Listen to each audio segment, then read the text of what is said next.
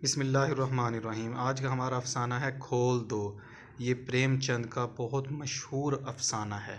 تو چلتے ہیں افسانے کی طرف۔ امرتسر سے اسپیشل ٹرین دوپہر 2 بجے کو چلی اور 8 گھنٹوں کے بعد مغل پورہ پہنچی۔ راستے میں کئی آدمی مارے گئے، متعدد زخمی ہوئے اور کچھ ادھر ادھر بھٹک گئے۔ صبح 10 بجے کیمپ کی ٹھنڈی زمین پر جب سراج الدین نے آنکھیں کھولی اور اپنے چاروں طرف مردوں، عورتوں اور بچوں کا ایک متلاطم سمندر دیکھا تو اس کے سوچنے سمجھنے کی قوتیں اور بھی ضعیف ہو گئی۔ وہ دیر تک گدلے آسمان کو ٹکٹکی باندھے دیکھتا رہا۔ یوں تو کیمپ میں ہر طرف شور برپا تھا، لیکن بوڑھے سراج الدین کے کان جیسے بند تھے۔ اسے کچھ سنائی نہیں دیتا تھا۔ کوئی اسے دیکھتا تو یہ خیال کرتا کہ وہ کسی گہری فکر میں غرق ہے، مگر ایسا نہیں تھا۔ اس کے ہوش و حواس شل تھے، اس کا سارا وجود خلا میں معلق تھا۔ گدلے آسمان کی طرف بغیر کسی ارادے کے دیکھتے دیکھتے سراج الدین کی نگاہیں سورج سے ٹکرائیں۔ تیز روشنی اس کے وجود کے رگ و ریشے میں اتر گئی اور وہ جاگ اٹھا۔ اوپر تلے اس کے دماغ پر کئی تصویریں دوڑ گئیں: لوٹ، آگ، بھاگم بھاگ، اسٹیشن، گولیاں، رات اور سکینہ۔ سراج الدین ایک دم اٹھ کھڑا ہوا اور پاگلوں کی طرح اس نے اپنے چاروں طرف پھیلے ہوئے انسانوں کے سمندر کو کھنگالنا شروع کیا۔ پورے 3 گھنٹے وہ سکینہ سکینہ پکارتا کیمپ میں خاک چھانتا رہا، مگر اسے اپنی جوان اکلوتی بیٹی کا کوئی پتہ نہ چلا۔ چاروں طرف ایک دھندلی سی مچی ہوئی تھی۔ کوئی اپنا بچہ ڈھونڈ رہا تھا، کوئی ماں، کوئی بیوی اور کوئی بیٹی۔ سراج الدین تھک ہار کر ایک طرف بیٹھ گیا اور حافظے پر زور دے کر سوچنے لگا کہ سکینہ اس سے کب اور کہاں جدا ہوئی۔ لیکن سوچتے سوچتے اس کا دماغ سکینہ کی ماں کی تلاش پر جم جاتا، جس کی ساری انتڑیاں باہر نکلی ہوئی تھی اور اس سے آگے وہ کچھ نہ سوچ سکتا۔ سکینہ کی ماں مر چکی تھی۔ اس نے سراج الدین کی آنکھوں کے سامنے دم توڑا تھا، لیکن سکینہ کہاں تھی جس کے متعلق اس کی ماں نے مرتے ہوئے کہا تھا: مجھے چھوڑو اور سکینہ کو لے کر جلدی یہاں سے بھاگ جاؤ۔ سکینہ اس کے ساتھ ہی تھی، دونوں ننگے پاؤں بھاگ رہے تھے۔ سکینہ کا دوپٹہ گر پڑا تھا، اسے اٹھانے کے لیے اس نے رکنا چاہا تھا، مگر سکینہ نے چلا کر کہا تھا: ابا جی چھوڑیے، لیکن اس نے دوپٹہ اٹھا لیا تھا۔ یہ سوچتے سوچتے اس نے اپنے کوٹ کی ابری ہوئی جیب کی طرف دیکھا اور اس میں ہاتھ ڈال کر ایک کپڑا نکالا۔ سکینہ کا وہی دوپٹہ تھا، لیکن سکینہ کہاں تھی؟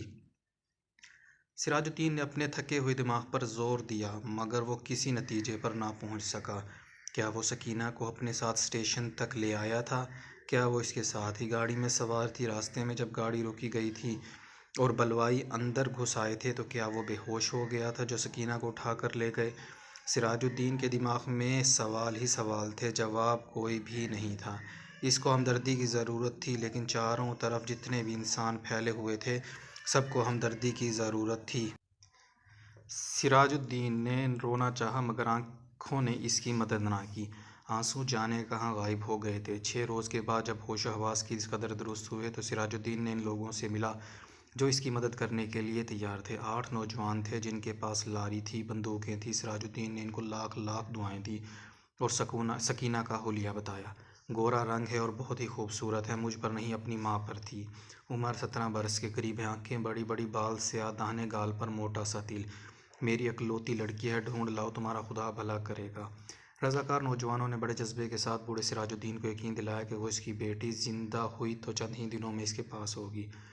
8 نوجوانوں نے کوشش کی، جان ہتھیلیوں پر رکھ کر وہ امرتسر گئے۔ کئی عورتوں، کئی مردوں اور کئی بچوں کو نکال نکال کر انہوں نے محفوظ مقاموں پر پہنچایا۔ 10 روز گزر گئے مگر انہیں سکینہ کہیں نہ ملی۔ ایک روز وہ اسی خدمت کے لیے لاری پر امرتسر جا رہے تھے کہ 6 ہرٹا کے پاس سڑک پر انہیں ایک لڑکی دکھائی دی۔ لاری کی آواز سن کر وہ بھدکی اور بھاگنا شروع کر دیا۔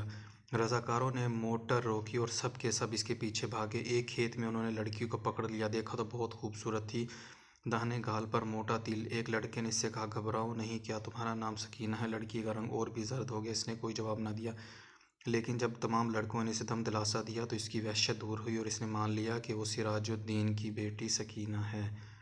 8 رضاکار نوجوانوں نے ہر طرح سکینہ کی دل جوئی کی، اسے کھانا کھلایا، دودھ پلایا، لاری میں بٹھا دیا۔ ایک نے اپنا کوٹ اتار کر اسے دے دیا، کیونکہ دوپٹہ نہ ہونے کے باعث وہ بہت الجھن محسوس کر رہی تھی اور بار بار باہوں سے اپنے سینے کو ڈھانپنے کی ناکام کوشش میں مصروف تھی۔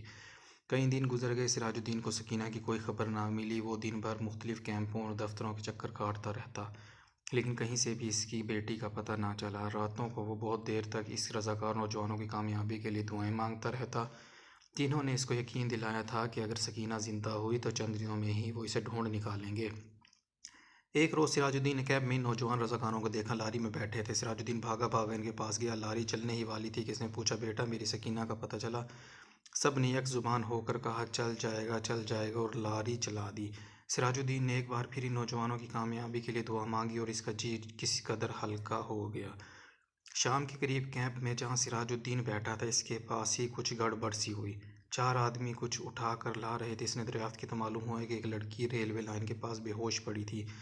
لوگ اسے اٹھا کر لائے ہیں۔ سراج الدین ان کے پیچھے پیچھے ہو لیا۔ لوگوں نے لڑکی کو اسپتال والوں کے سپرد کیا اور چلے گئے۔ کچھ دیر وہ ایسے ہی اسپتال کے باہر گڑے ہوئے لکڑی کے کھمبے کے ساتھ لگ کر کھڑا رہا، پھر آہستہ آہستہ اندر چلا گیا۔ کمرے میں کوئی بھی نہیں تھا۔ ایک اسٹریچر تھا، اس پر ایک لاش پڑی تھی۔ سراج الدین چھوٹے چھوٹے قدم اٹھاتا اس کی طرف بڑھا۔ کمرے میں دفعتاً روشنی ہوئی۔ سراج الدین نے لاش کے زرد چہرے پر چمکتا ہوا دل دیکھا اور چلایا، سکینہ! ڈاکٹر نے جس کمرے میں روشنی کی تھی، سراج الدین سے پوچھا، کیا ہے؟ سراج الدین کے حلق سے صرف اس قدر نکل سکا، جی میں اس کا باپ ہوں۔ لڑکی نے اسٹریچر پر پڑی ہوئی لاش کی طرف دیکھا، اس کی نبض ٹٹولی اور سراج الدین سے کہا، کھڑکی کھول دو۔ سکینہ کے مردہ جسم میں جنبش ہوئی۔ بے جان ہاتھوں سے اس نے آزار بند کھولا اور شلوار نیچے سرکا دی۔ بوڑھا سراج الدین خوشی سے چلایا، زندہ ہے، میری بیٹی زندہ ہے۔ ڈاکٹر سر سے پاؤں تک پسینے میں شرابور ہو گیا۔ یہ تھا ہمارا آج کا افسانہ۔ اگر آپ کو پسند آیا ہو تو ہمارا یوٹیوب چینل اور اس کو لائک کریں اور سبسکرائب کریں۔ شکریہ۔